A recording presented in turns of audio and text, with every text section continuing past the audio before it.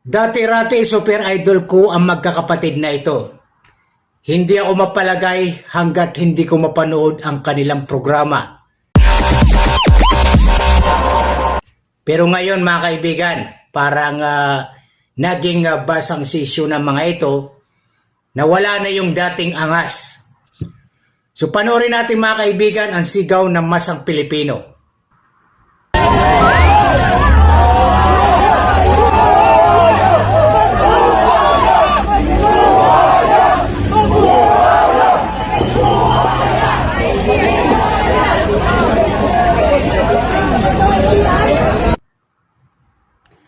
Dati-rati talaga hindi ko pinapalampas ang lahat ng programa ng magkakapatid na ito.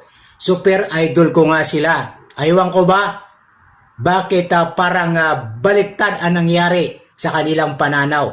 Dahil lang ba sa posisyon?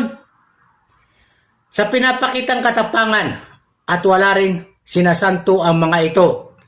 Kayo ba naniniwala at believe pa rin ba kayo sa kanila?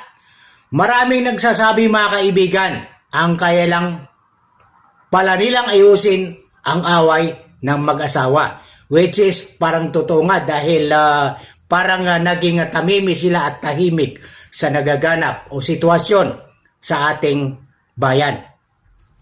Wala na yung pinapakitang angas sa radyo at television. Puro forma na lang din pala ang angas ng magkakapatid na ito. Pero alam niyo mga kaibigan, dati talaga idol ko ito mga ito eh. Wala akong oras. At binibigyan ko oras talaga para panoorin ang programa ng mga ito. Pero bakit naging tahimik sila sa tunay na sitwasyon? Sa usapang flood control, bakit nga ba? Ano bang mayroon mga kababayan? Dahil ba ay may kinalaman din ba sila sa nangyayari? Kaya pinupus nila na matanggal, ma-impeach si VP Sara? Siguro mga kaibigan, dahil iyon naman talaga naririnig natin sa radyo at television dahil talagang ang nangyayari ngayon sa atin ay hindi na ito para sa ekonomiya, kundi para lang sa isang tao at para lang sa politika. Hindi nila kayang magsalita. Saan na ba yung angas?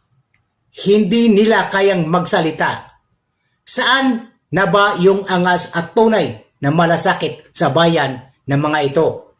Akala ko ba tunay na may malasakit sa may hirap na Pilipino, pero hindi rin pala dahil isa pala silang dahilan para maging ganito ang sitwasyon at kalakaran sa bansang punong-puno ng korupsyon at puno din ng pangarap ng bawat may hirap na mga Pilipino.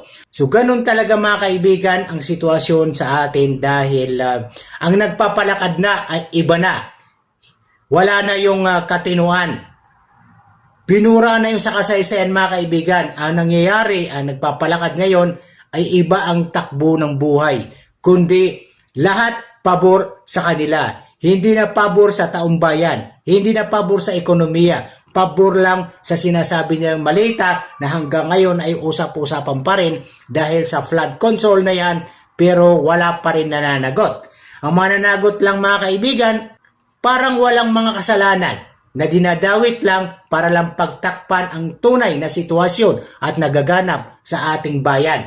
Which is, yun naman talaga nakikita nyo. Sa television at radyo, ang nangyayari, lahat ay pabor sa kanila, hindi na pabor kung kanino. Dahil ito ay talagang gusto nilang mapin down ang isang pamilyang ito. Which is alam natin mga kababayan dahil ito ay maraming naitulong sa atin pati sa ating mga OFW. Dahil ang pasaporte natin ay ginawang 10 years at driver license ay ginawang 10 years din at marami siyang nagawa sa ating bayan. Pero bakit nga ba hanggang ngayon pa rin mga kaibigan ay ganun pa rin ang kalakaran, wala na yung pagkakaisa, hindi na iniisip yung paano umangat ang mamayang Pilipino, paano iangat ang ekonomiya ng ating bayan, pero wala yon sa kanilang pangarap, kundi ang pangarap nila mga kaibigan ay paano sila manatili sa posisyon ng kanilang ginagampanan sa kasalukuyan.